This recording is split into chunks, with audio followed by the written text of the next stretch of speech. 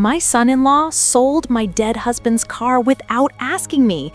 A 1967 burgundy Chevrolet Impala that my Robert spent 10 years restoring with his own hands. The car he drove me to church in every Sunday. The car we brought our daughter Maya home from the hospital in. The car that still smelled like his cologne even 2 years after he died.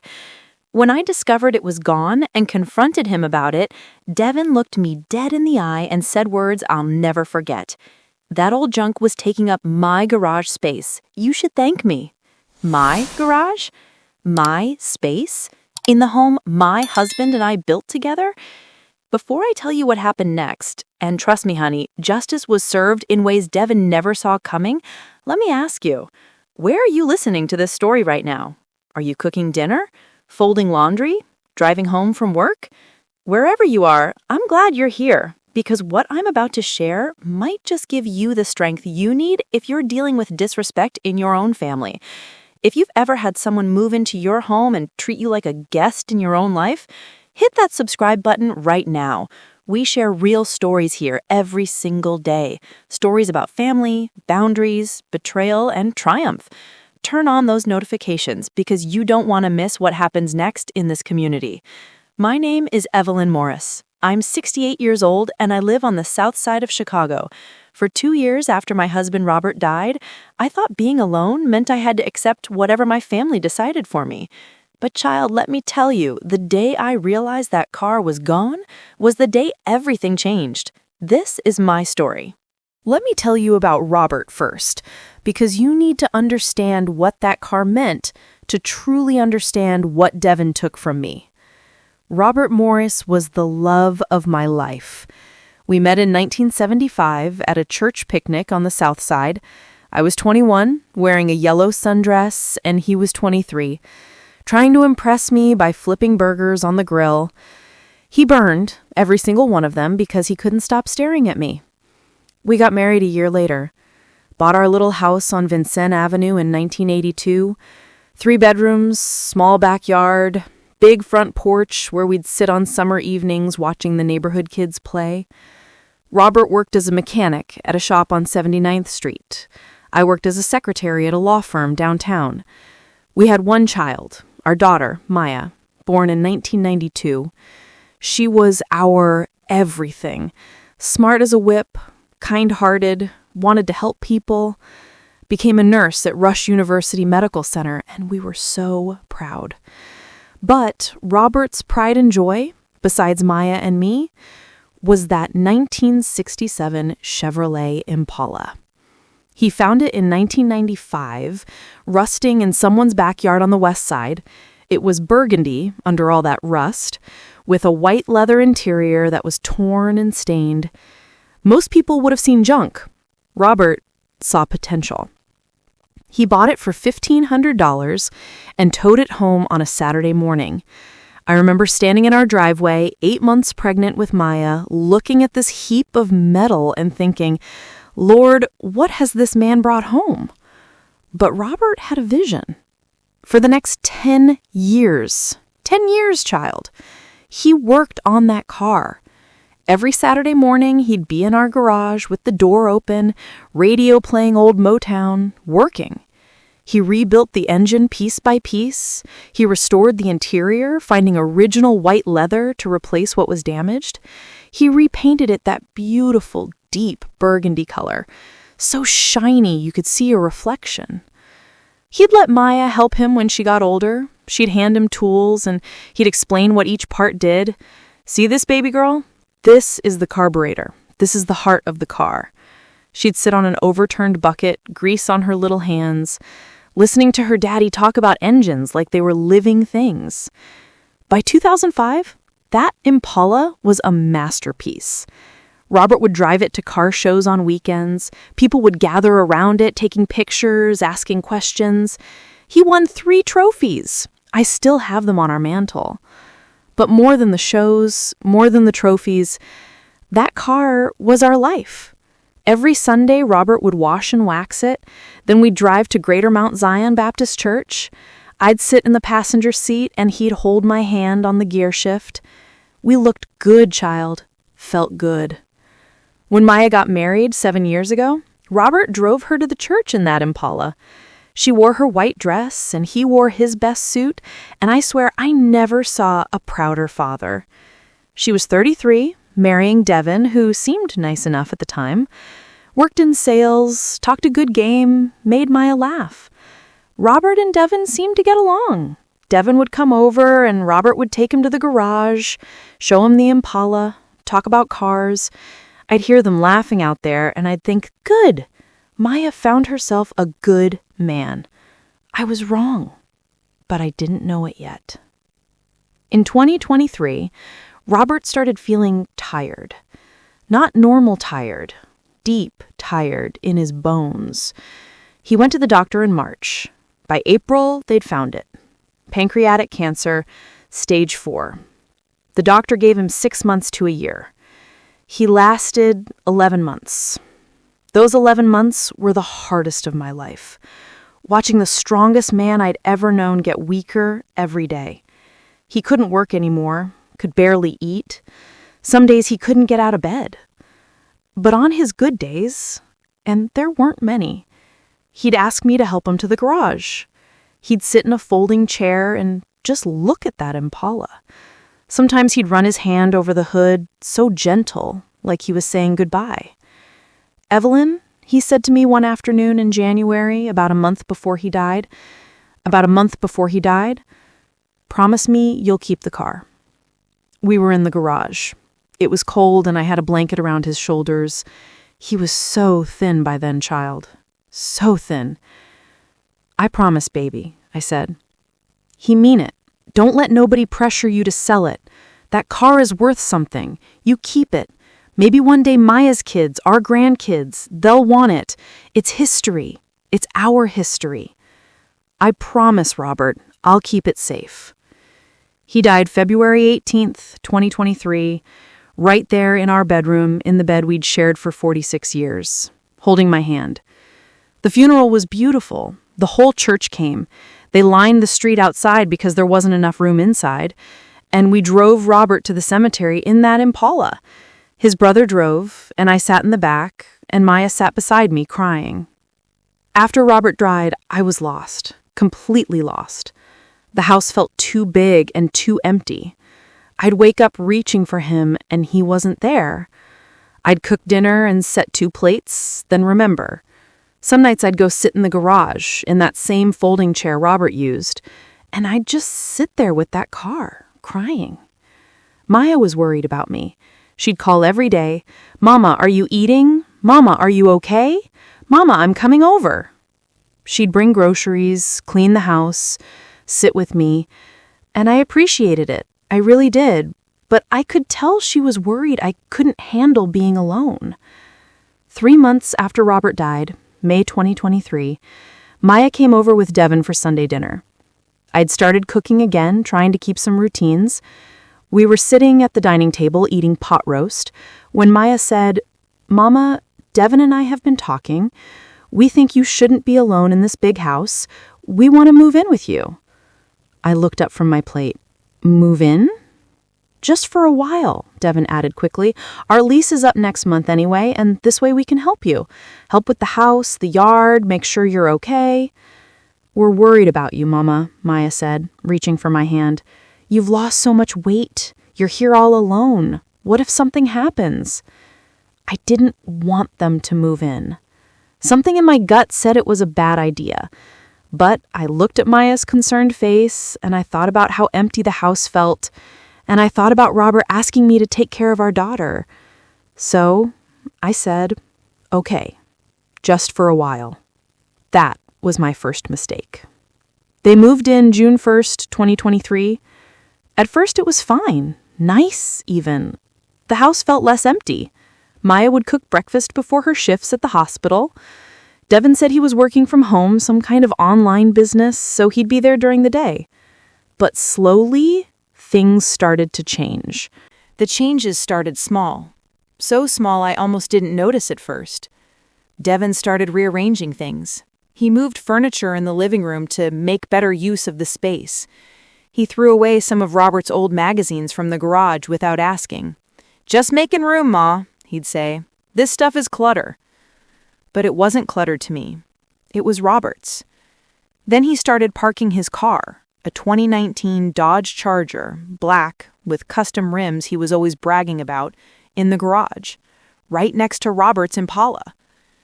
"Hope you don't mind, Ma," he said one evening, not really asking. "My car's got that new paint job, and I don't want it sitting in the weather."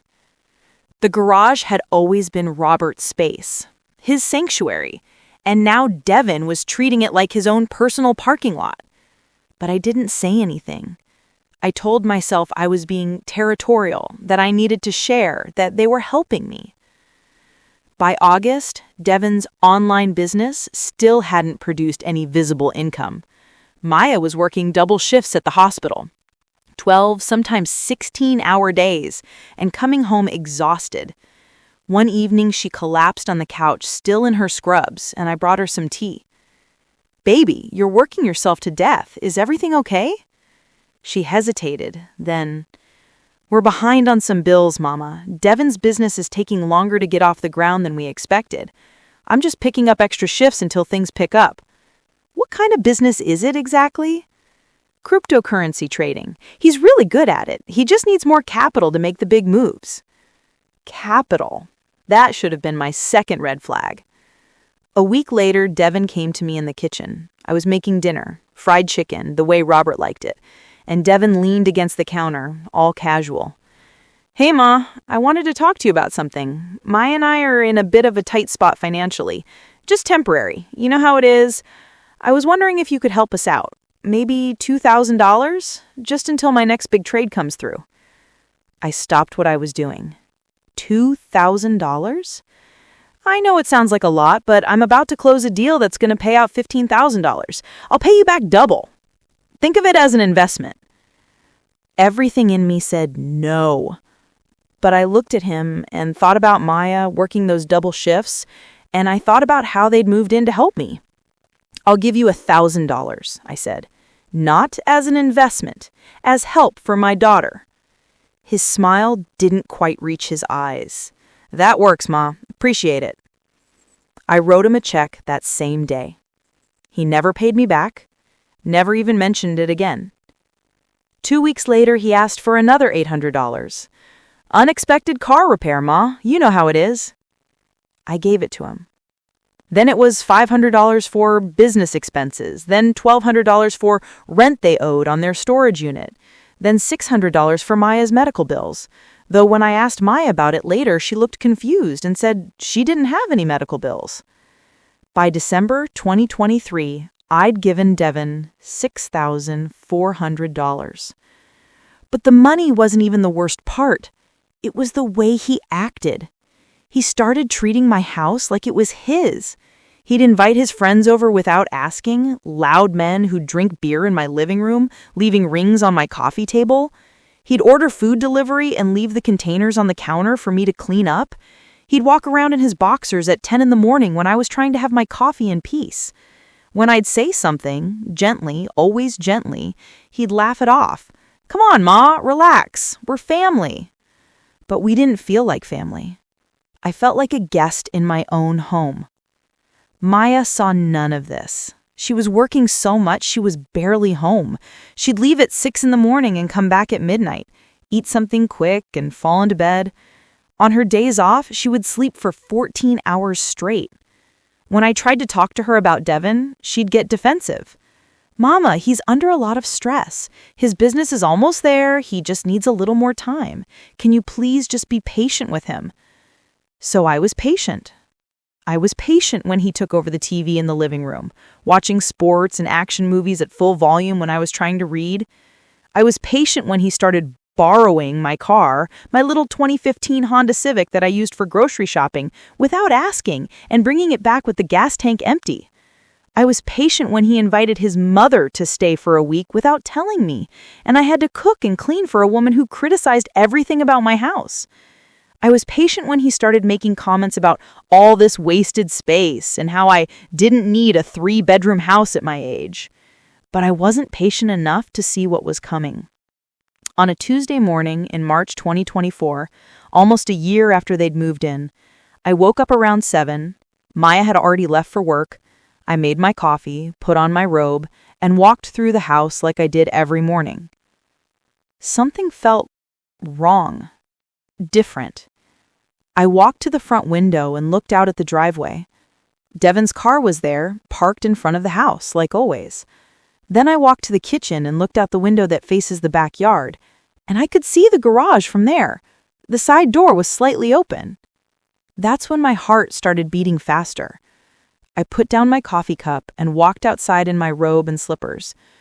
The morning was cold, early spring in Chicago, and I could see my breath. I walked across the wet grass to the garage and opened the side door. Devon's car was parked inside, but the space where Robert's Impala should have been, the space that it had been parked for 27 years, was empty. Just empty concrete with oil stains where the tires used to sit. I stood there staring at that empty space for I don't know how long. My brain couldn't process it. The car couldn't be gone. It had been there yesterday. I'd seen it. I'd touched it. I walked around the garage like maybe I was confused, like maybe I was looking in the wrong spot. But there was only one spot. One empty spot. Robert's car was gone. I went back in the house, my hands shaking so badly I could barely turn the doorknob. Devon was in the kitchen, making himself breakfast. My eggs, my bacon, my bread. He looked up when I walked in, all casual. "Morning, Ma. Want some breakfast?" "Where is the car?" My voice didn't sound like my own. "What car?" He was pouring himself orange juice. My orange juice. "Robert's car. The Impala. Where is it?" He took a sip of juice, not even looking at me. "Oh, that. Yeah, I sold it." The room tilted. I grabbed the counter to steady myself. "You sold it?" "Yeah, yesterday. Some guy came and picked it up. Got a pretty good price for it, too." I couldn't breathe. Literally could not get air into my lungs. "You sold my husband's car without asking me." He looked at me and there was something in his eyes, something cold and annoyed, like I was bothering him with something trivial. "Ma, you need to calm down. That car was a liability, insurance, maintenance. Just sitting there for what? Memories? You can't drive it. You can't afford to maintain it. I did you a favor getting rid of it." A favor. He said favor. "How much did you sell it for?" $8,000, which was generous considering the condition.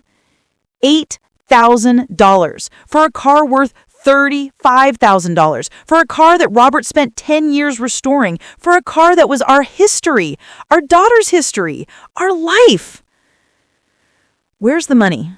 I asked quietly. He had the audacity to look offended.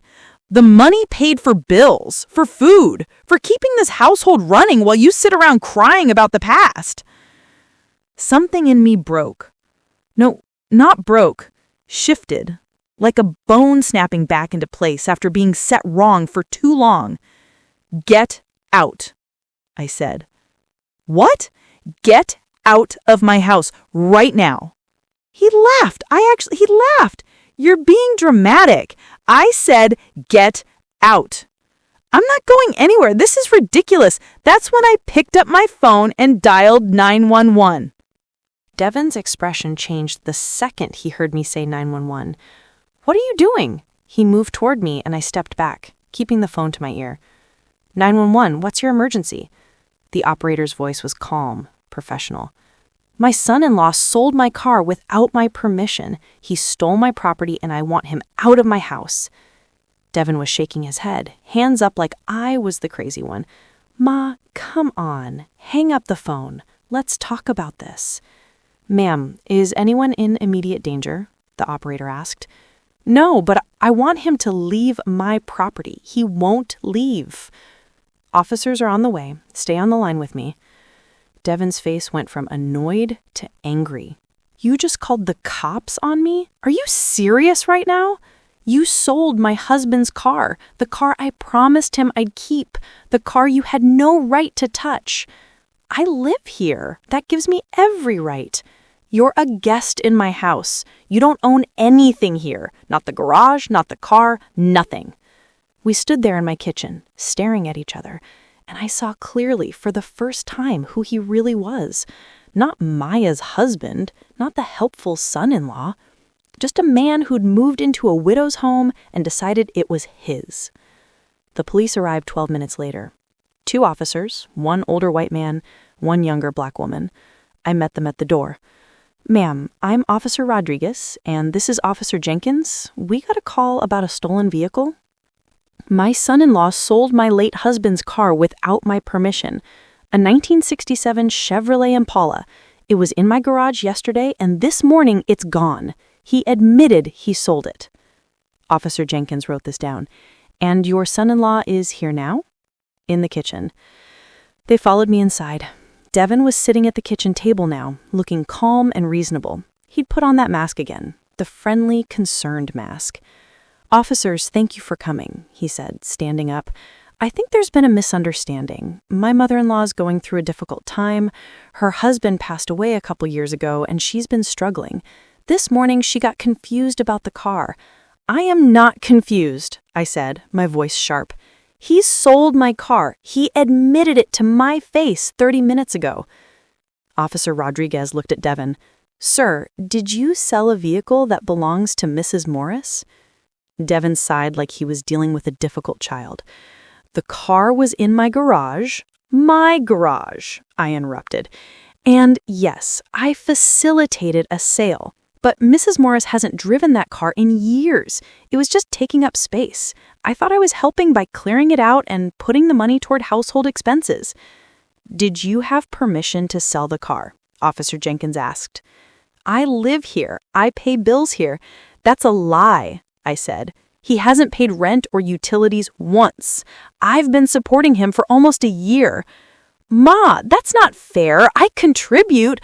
"Answer the officer's question," Rodriguez said firmly. "Did Mrs. Morris give you permission to sell her vehicle?" Devin's jaw tightened. "No, but do you have the title to the vehicle in your name?" "No, it's in her name, but then you sold a vehicle you don't own without the owner's permission," Jenkins said, writing. "That's theft." "Theft? I'm family. I was helping." "Helping yourself to $8,000, I said. Devin's mask slipped completely. "You know what? I'm done with this. You want to call the cops on me? Fine, I'll leave. But good luck managing this house by yourself. Good luck when you fall and nobody's here. Good luck when—" "That's enough," Rodriguez said. "Sir, we're going to need you to leave the premises." "I live here." "Not anymore," I said quietly. "I want him out. Today." "Ma'am, is his name on the deed or lease?" Jenkins asked me. "No, it's my house, my name only." "Then legally he's a guest and you have the right to ask him to leave. Sir, you need to gather your essential belongings and vacate." Devin looked at me with pure hatred. "You're really doing this? You sold Robert's car. Yes, I'm really doing this." He stormed upstairs. We could hear him up there, slamming drawers, cursing. The officers waited with me in the living room. "Mrs. Morris," Officer Jenkins said gently, "about the car. Do you have documentation? Title? Registration?" "Yes, in my bedroom safe. Everything's in my name." "And do you know who he sold it to? Where the car is now?" My heart sunk. "I don't. He just said some guy picked it up yesterday. Without that information, it's going to be difficult to recover the vehicle. He can claim it was a civil matter, that there was a misunderstanding about permission. It becomes your word against his. But he admitted he didn't have permission. To us, yes, but in court, he might change his story. Do you have any proof of ownership? Photos, documentation that the car was valuable?" "I have everything. Photos, receipts from when Robert restored it, insurance papers, the title." "That's good. You might need a lawyer. This could be a civil case for conversion of property." Devin came back downstairs 20 minutes later with 2 duffel bags and his laptop case. He walked right past me without looking, and the officers followed him out to make sure he actually left. At the door, he turned around. "When Maya finds out you kicked me out, she's going to lose it. This is her home too." "Maya is always welcome here. You are not." He left, got in his Charger, and drove away. The officers took my statement, gave me case number, and left. And then I was alone in my house, truly alone, staring at that empty garage through the kitchen window. I called Maya immediately. She was at work, and I could hear the hospital sounds in the background. "Mama, what's wrong? I saw you called 911. I got an alert on my phone." "Devin sold Robert's car, baby, without asking me. I kicked him out." Silence. Then, "What do you mean he sold the car?" "I woke up this morning and it was gone. He sold it to some stranger for $8,000. Your father's Impala." "There has to be an explanation. Let me call Devin." "Maya, he admitted it. He said it was taking up space in his garage." "Mama, you kicked my husband out of the house? He stole from me, Maya." "He wouldn't steal. You're not thinking clearly. You're upset about Dad and you're taking it out on Devin." "Baby, please listen to me." "No, Mama, you listen. Devin has been helping you for almost a year. He put his life on hold to make sure you weren't alone, and you called the cops on him over a car?" Her words hit me like slaps. "Maya, that car was your father's." "My father is dead, Mama. The car is just metal and paint. But Devin is my husband, and you just kicked him out. He stole." "I have to go. I'm at work. I'll deal with this later." She hung up. I stood there in my kitchen holding the phone, and for the first time since Robert died, I felt truly alone. Not alone like widow alone. Alone like abandoned. My daughter had chosen her husband over me, over her father's memory, over the truth. I sat down at the kitchen table and cried. Not gentle tears. Ugly, angry, heartbroken crying, the kind that makes you gasp for air. When I finally stopped, it was afternoon. The house was so quiet I could hear the clock ticking in the hallway. I made myself some tea and tried to think clearly. Devin had the car. He'd sold it to someone, but I didn't know who. The police said it would be hard to recover without information. Maya was angry and wouldn't help me. I was 68 years old, alone. And everyone thought I was just a confused widow who couldn't let go of the past. But I wasn't confused. And then I remembered something. Something Robert had told me years ago, sitting in that garage working on the Impala. "Evelyn," he'd said, "I installed a GPS tracker in this car. Under the back seat, wired into the electrical system. It's hidden real good. Nobody would find it unless they knew to look." "Why?" I asked. "Because this car is valuable, baby. If anyone ever stole it, I wanted to be able to find it." I'd forgotten about that tracker. Completely forgotten. It had been installed maybe 10 years ago, and we'd never needed it. But Robert had paid for the service, some company that charged $20 a month. After he died, I'd been paying all our bills automatically, not even looking at them closely. Which meant I ran to Robert's office, the small room where he kept all his paperwork. I pulled out the filing cabinet and started going through folders. Bills, insurance, car documents, and then there it was. A folder labeled Impala GPS. Inside, the original invoice from Secure Track Systems, the account information, and a small card with a phone number and website. My hands were shaking as I opened my laptop. If that tracker was still active, if it was still working after all these years, I could find Robert's car. I logged into the Secure Track Systems website with trembling fingers. The username and password were written on that card in Robert's neat handwriting. He always wrote everything down. The page loaded slowly. Too slowly. I held my breath. Then, a map appeared on my screen. And there, blinking on that map, was a red dot. Active. Live. Moving. The tracker was still working. I pressed my hand to my mouth to keep from crying out. Robert, even from beyond the grave, was still helping me. The location showed an address on the south side, not far from here, maybe 20 minutes away. A residential street in Inglewood. The dot wasn't moving now. It had been stationary for the past 14 hours, according to the history. I clicked on the tracking history. Yesterday at 2:47 p.m., the car had left my garage. I watched the red line trace its path across Chicago, south on Vincennes, east on 87th, then a complicated route through side streets until it stopped at 6847 South Laughlin Street. That's where my husband's car was right now. I wrote down the address with shaking hands. Then I did something Robert had taught me. I took screenshots of everything. The map, the tracking history, the timestamps. I saved them all to a folder on my desktop and emailed copies to myself. Evidence. I needed evidence. Then I grabbed my purse, my phone, and my car keys. I was going to see that car with my own eyes. The drive to Inglewood took 23 minutes. It was a neighborhood I didn't know well, working class, lots of small houses, some well-maintained, some not. I drove slowly down Laughlin Street, checking house numbers. 6847 was a small brick house with a chain-link fence and a narrow driveway. And there, parked in that driveway, like it belonged there, was Robert's Impala. My heart stopped. It looked exactly the same. That deep burgundy paint gleaming in the afternoon sun, the chrome bumpers Robert had spent hours polishing. Even from the street, I could see how beautiful it was. And someone else was acting like it was theirs. I parked across the street, hands gripping the steering wheel, trying to decide what to do. I couldn't just knock on the door and demand the car back. Whoever bought it might have no idea it was stolen. They might have paid Devin that $8,000 in good faith. As I sat there, a man came out of the house. He was about 50, black man, wearing work clothes, Dickies, and a button-up shirt with a name patch.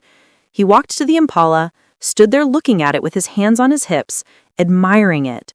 Then he got in, started it up, I heard that engine roar, even from across the street, and backed out of the driveway. Without thinking, I started my car and followed him. I stayed a few car lengths back, my heart pounding. I felt like I was in a movie, like this couldn't be real life. But there was my husband's car, 3 vehicles ahead of me, and I wasn't letting it out of my sight. He drove to a mechanic shop on Halstead Street, Big Mike's Auto Repair, pulled into the lot, got out, and another man came out to meet him. They stood there talking, both looking at the car, walking around it, pointing at different parts. I pulled into a gas station across the street where I could watch. They talked for maybe 15 minutes, then the first man got back in the Impala and drove away, back toward the house on Laughlin Street. I followed again. Once he parked and went inside, I sat in my car for a long time, thinking. This man, whoever he was, had bought the car. He was probably innocent. Devin was the criminal here. But how could I prove it? How could I get the car back without making this man a victim too? I needed help. Real help.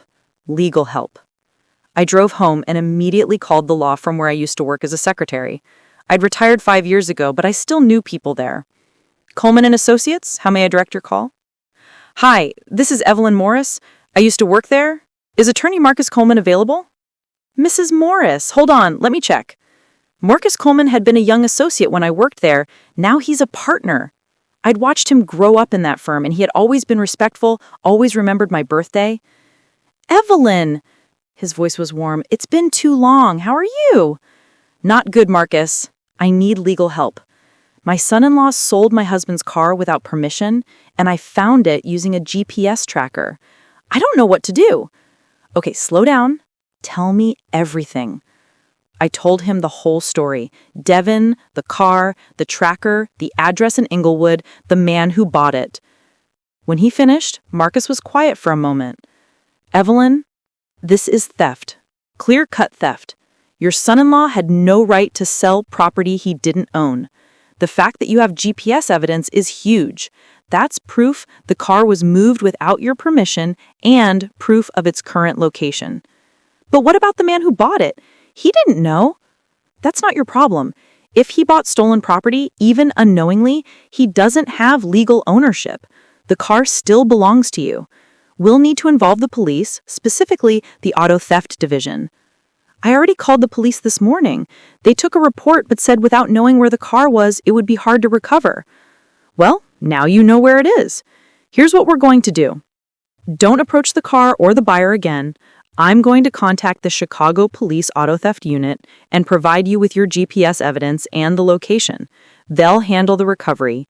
In the meantime, I'm filing a civil suit against Devin for conversion of property and seeking damages. How much will this cost, Marcus? For you? Nothing. You helped me through law school, Evelyn. You made sure I ate lunch when I was broke and working late. This one's on me. Besides, we're going to get that money back from Devin, all of it, plus damages. I started crying. Thank you, Marcus. We're going to fix this. I'll call you tomorrow with an update. After I hung up, I felt something I hadn't felt in days. Hope. That evening, Maya called. I almost didn't answer, but I did. Mama, her voice was strained, Devin told me his side of the story. Did he tell you he sold a car worth $35,000 and $8,000 and kept the money? He said the car was worthless, just sitting there. Maya, your father spent 10 years restoring that car. He won trophies with that car. It drove you to your wedding. It's worth $35,000 minimum, and Devin sold it for $8,000 and pocketed the cash. That's theft. He said he put the money toward bills. He hasn't paid a single bill in this house, baby. Not one. I have bank statements to prove it. She was quiet. Maya, I found the car. It's in Inglewood. Devin sold it to some innocent person who had no idea it was stolen. I have a lawyer, and we're getting it back. You tracked it? How? Your father installed a GPS tracker years ago. It's still active. Mama, you can't just take the car back. It's my car. Legally mine. And Devin is going to face consequences for what he did.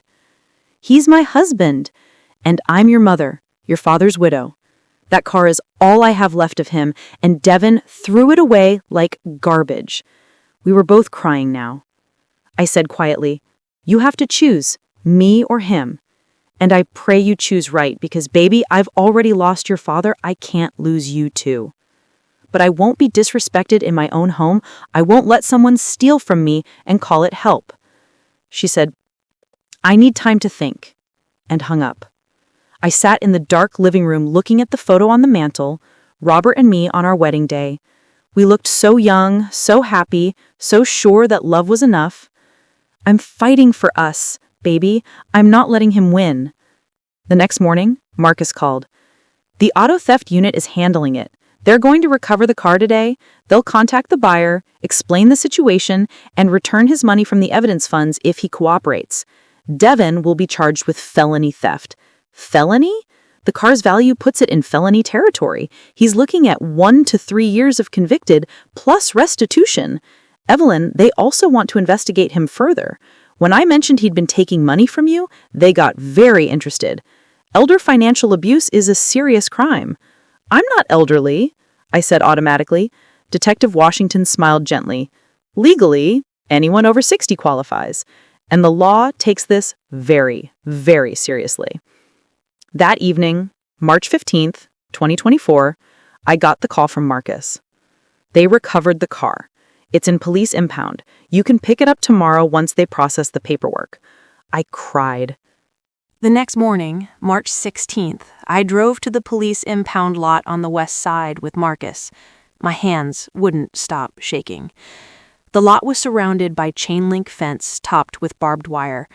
Inside, hundreds of cars sat in neat rows. Evidence, stolen vehicles, abandoned cars. And somewhere in there was Robert's Impala. We went to the office, and a clerk processed my paperwork.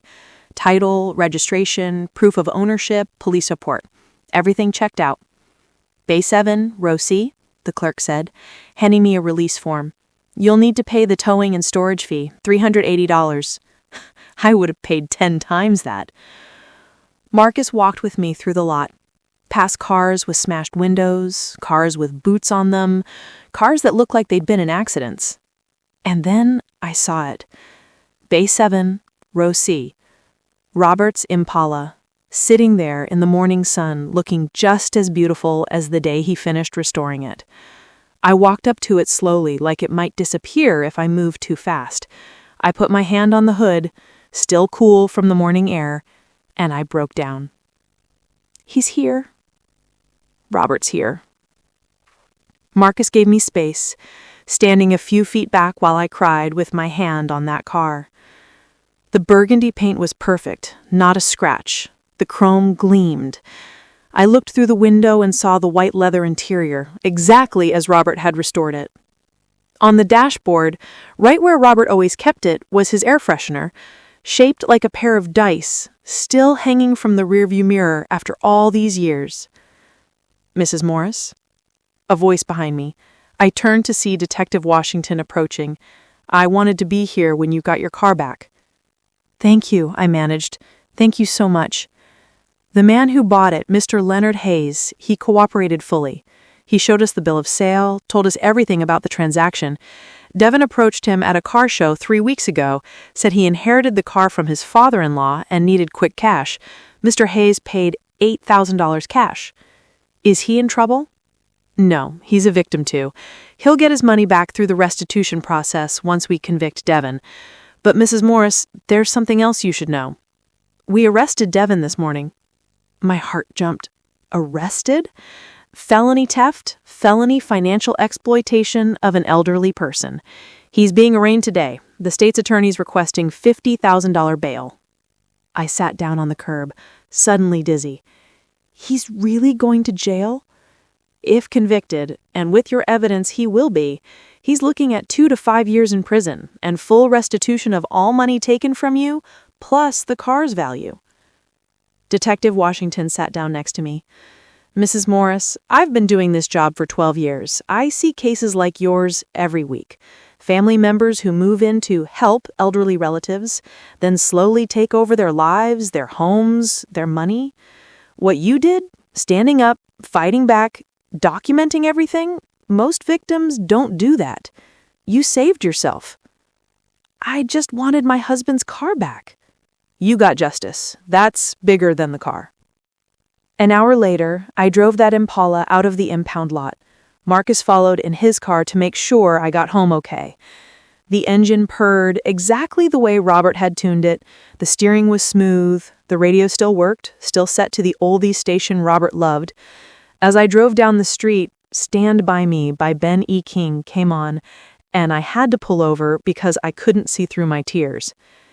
Robert used to sing this song to me, in the kitchen while I cooked, in the car on long drives, in bed at night when I couldn't sleep.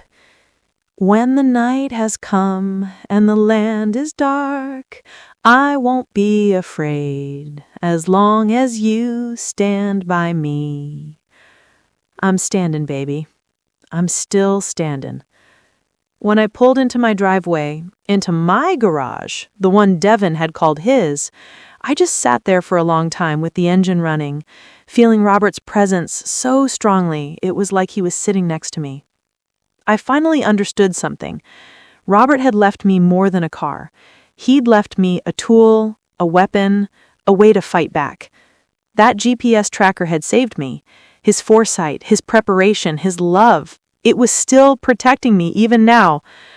I turned off the engine and went inside. My phone was ringing. Maya. "Mama, they arrested Devin." "I know." "He called me from jail. He's crying. He says you ruined his life." "Maya, he ruined his own life when he stole from me." "The bail is $50,000. I don't have that kind of money. His mother doesn't either.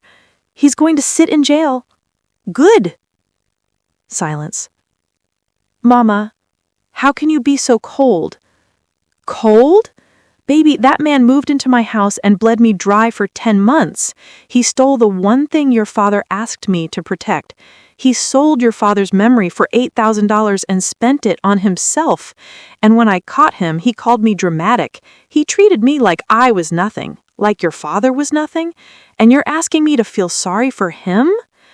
He's my husband. Then bail him out yourself. Take out a loan. Sell something. Do what you need to do, but don't ask me to help the man that stole from me and disrespected your father's memory. I can't believe you're doing this. Maya, I love you. You will always be my daughter. But until you can see what he did, really see it, not make excuses for it, I can't have you in my life. Because every time you defend him, you're telling me that what he did was okay, and it's not okay. She was crying. So you're choosing a car over your daughter? No, baby, I'm choosing me. For the first time in 2 years, I'm choosing me, and I pray that you'll understand why. I hung up. The house was quiet again. But this time, the quiet didn't feel empty. It felt peaceful. I walked to the garage and looked at that Impala sitting in its proper space, and I felt Robert's presence like a warm blanket.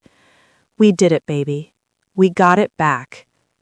And I swear, for just a moment, I smelled his cologne, Old Spice, the same scent that still lingered in that car after all these years. The next week moved fast.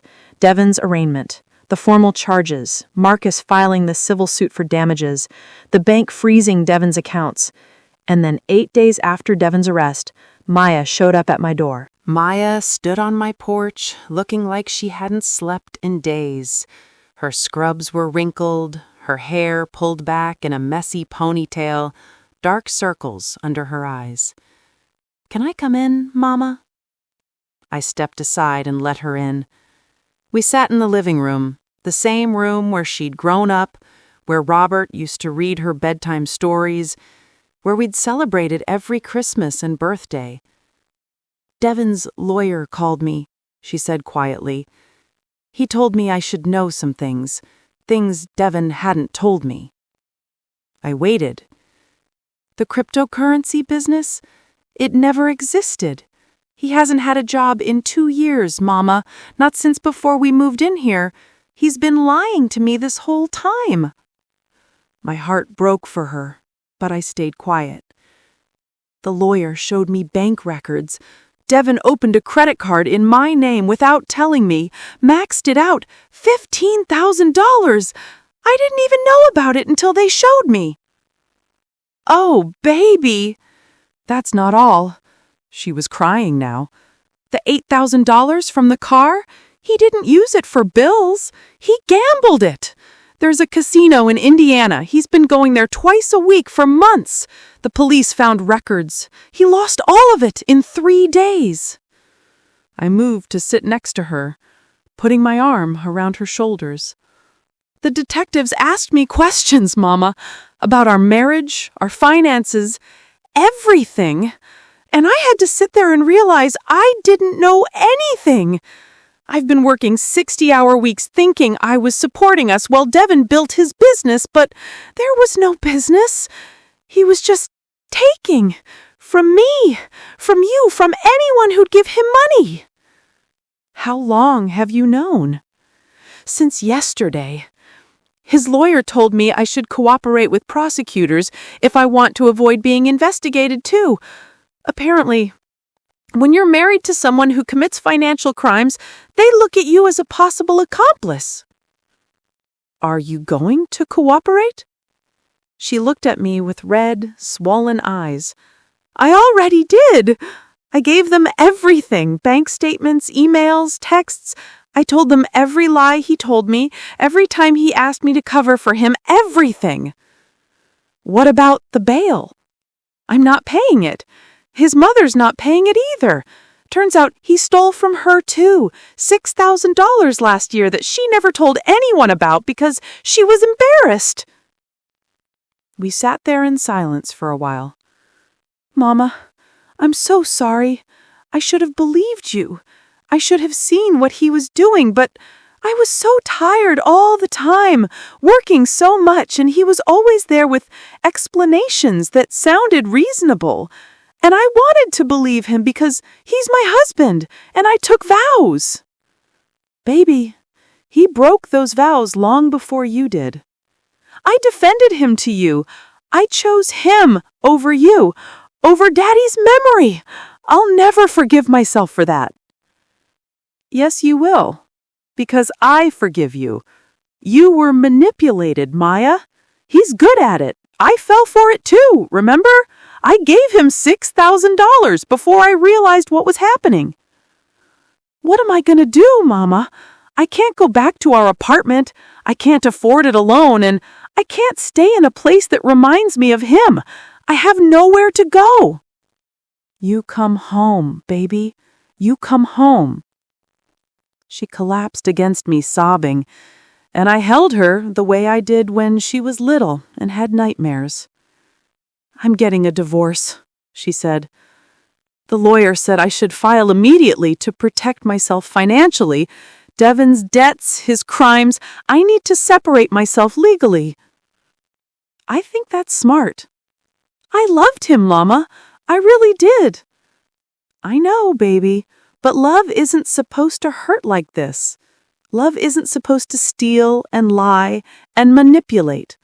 What Devon did wasn't love. It was using you. Over the next few days, Maya moved back into her childhood bedroom. We packed up her things from the apartment she'd shared with Devon. She'd been paying the rent alone for 2 years, she discovered, while Devon told her they were splitting it. We found more lies. A storage unit he'd rented in her name, filled with stuff he'd bought and never paid for. Another credit card. Parking tickets he'd gotten in her car and never told her about. Each discovery hurt her, but each one also made her stronger, angrier, more determined. How did I not see it? She asked one night over dinner. Because you're a good person who assumes other people are good too. That's not a weakness, Maya. That's a strength. He exploited it, but it's still a strength. 2 weeks after Devon's arrest, we got a call from Detective Washington. Mrs. Morris, I wanted to give you an update. Devon's accepted a plea deal. He's pleading guilty to felony theft and financial exploitation. He'll serve 3 years in prison and pay full restitution, $41,400 to you, $15,000 to Maya for the credit card HOD, and $6,000 to his mother. 3 years? And he'll have a felony record for life. He'll never be able to work in finance, banking, or any position of trust. When he gets out, he'll be 38 years old with nothing.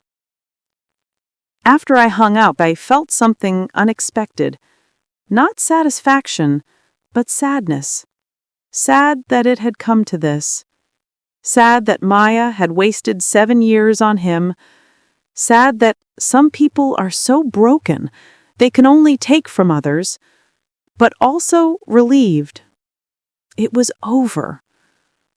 That evening, Maya and I sat on the front porch, the same porch where Robert and I used to sit on summer nights.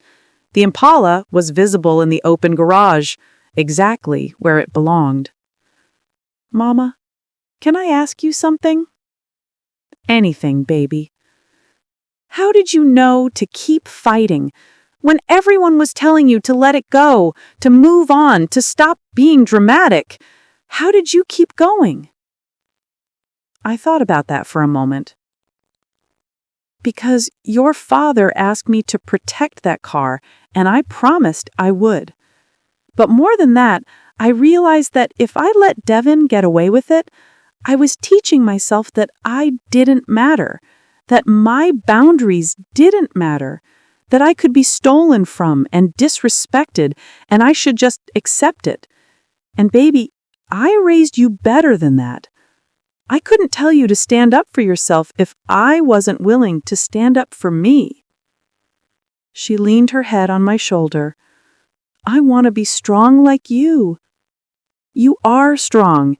You just forgot for a while, but you remembered. That's what matters.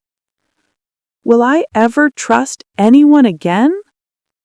Yes, but you'll be smarter about it. You'll see the red flags, you'll listen to your gut, and you'll never again accept less than you deserve.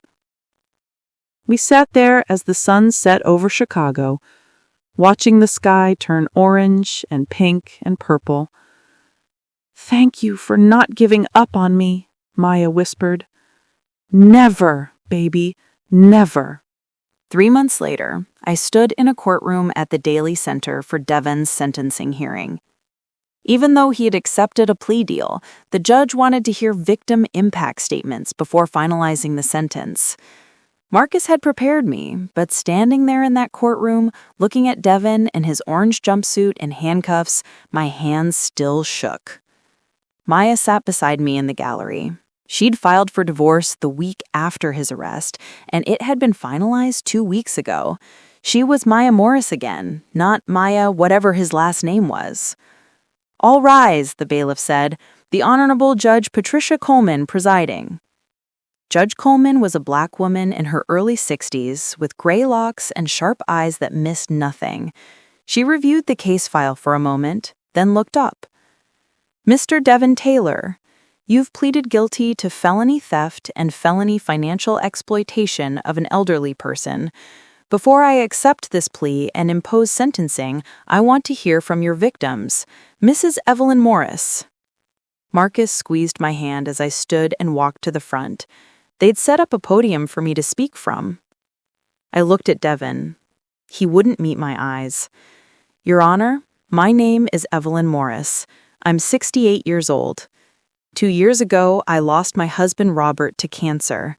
He was my partner for 47 years, and when he died, a part of me died too." My voice was shaking, but I kept going.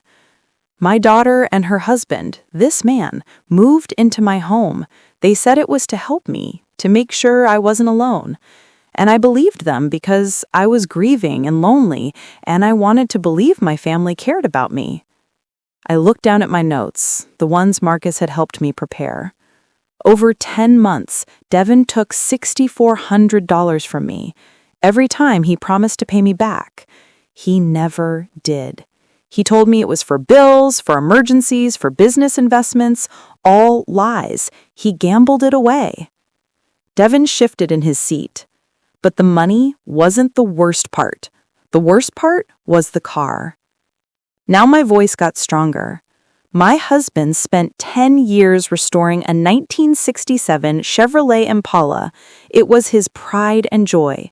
Before he died, he made me promise to keep it safe. And I did. I kept it in my garage, maintained it, protected it. It was all I had left of him.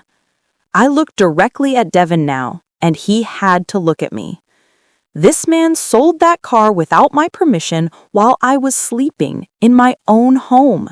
He sold a car worth $35,000 for $8,000 and gambled that money away too.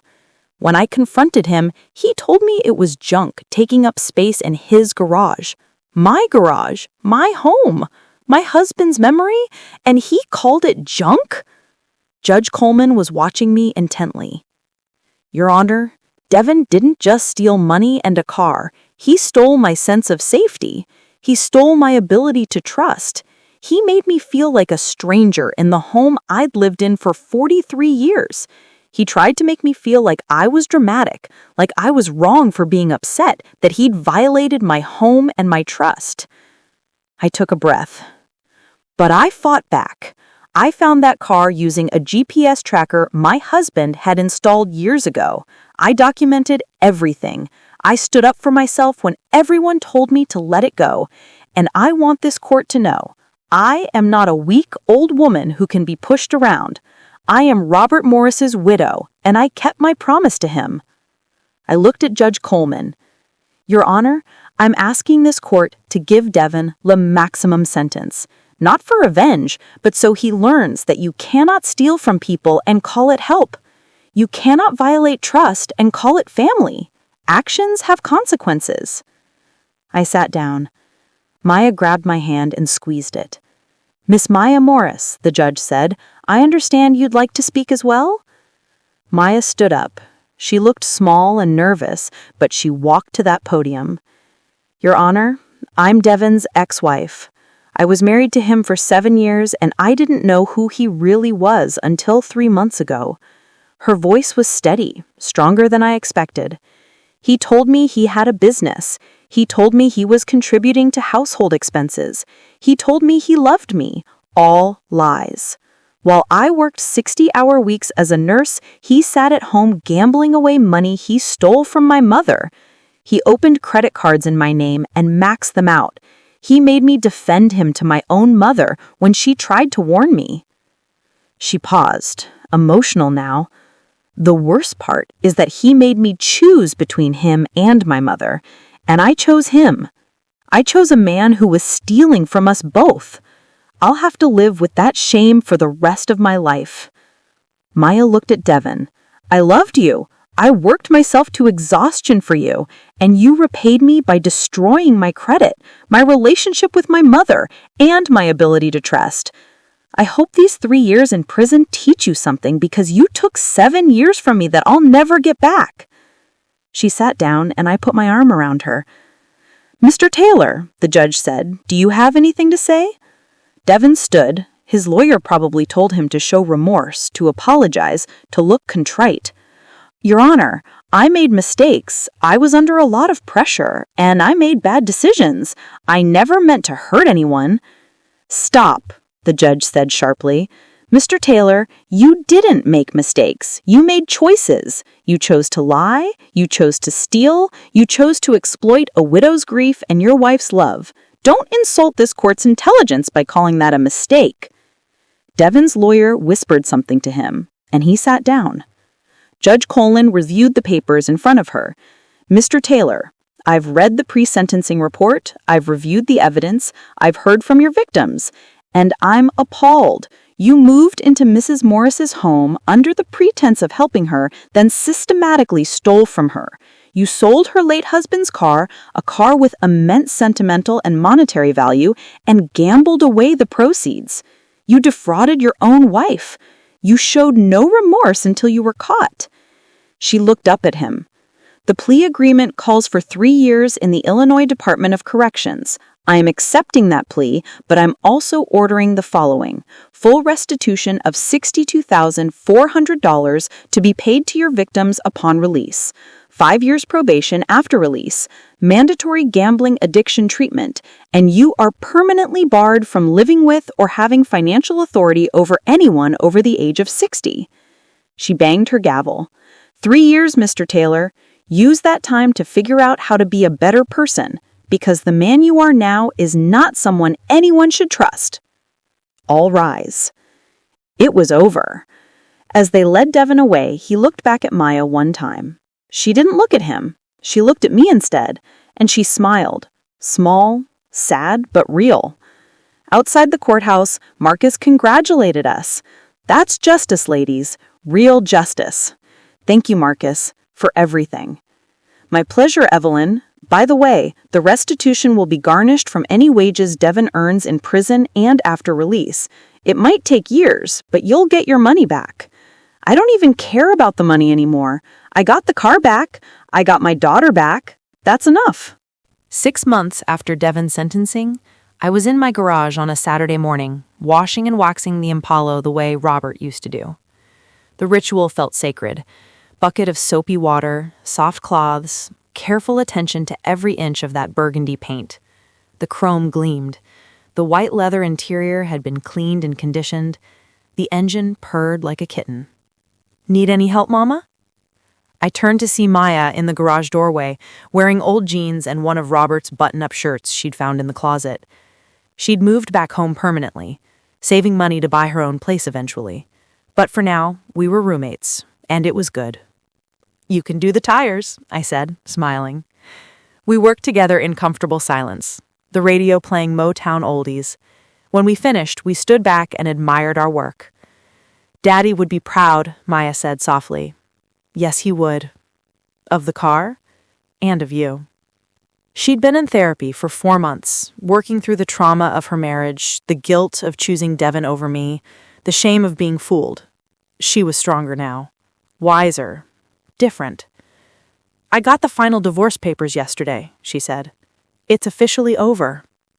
"How do you feel?" "Free. Sad, but free. Like I can finally breathe again." We went inside and made lunch together. As we ate at the kitchen table, Maya said, "I've been thinking about something. I want to go back to school." "For what?" nurse practitioner, maybe specialize in elder care. After everything that happened with you and Devin, I started paying attention at work. I see it all the time, Mama.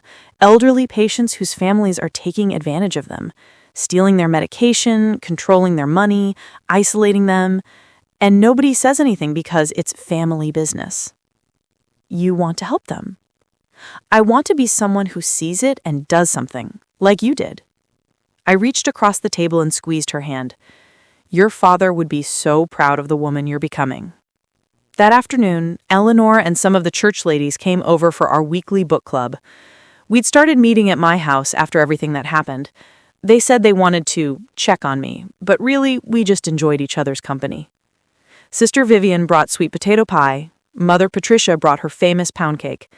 Dorothy, yes, another Dorothy in the group, brought fresh flowers from her garden. How's the car, Evelyn? Eleanor asked as we settled in the living room. Perfect. Maya and I washed it this morning. That girl is back where she belongs, Mother Patricia said approvingly. Family sticks together when times are hard. Sometimes family has to fall apart before it can come back together stronger, I said. We talked about our book, some novel about a woman finding herself after loss.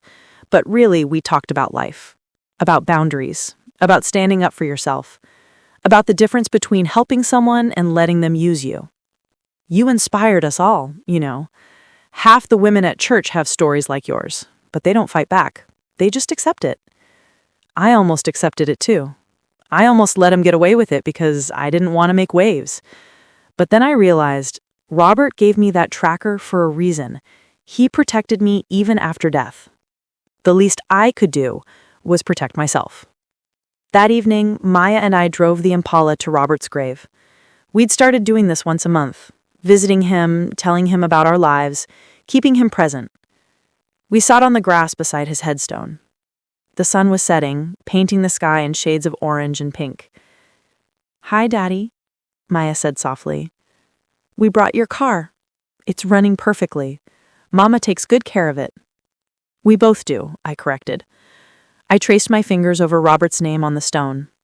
Robert James Morris, beloved husband and father, 1952, 2023. Thank you for the tracker, baby. You saved me one more time. The wind rustled through the trees, and I swear I felt Robert's approval like a warm embrace.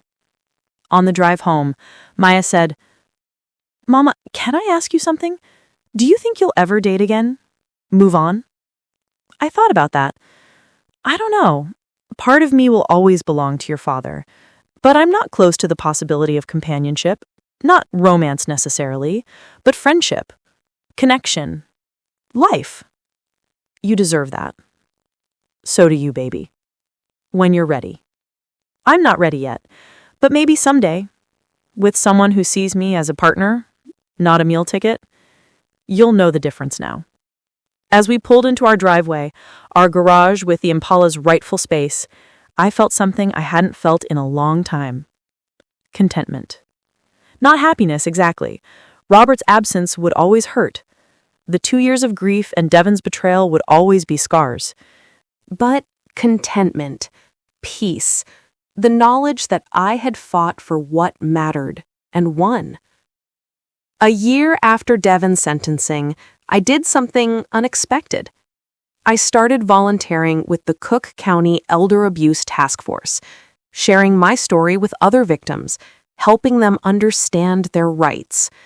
You're not dramatic, I'd tell women who'd been told they were overreacting to family members stealing from them. You're not ungrateful.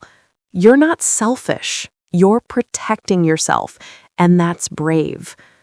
Some of them cried when they heard me say that.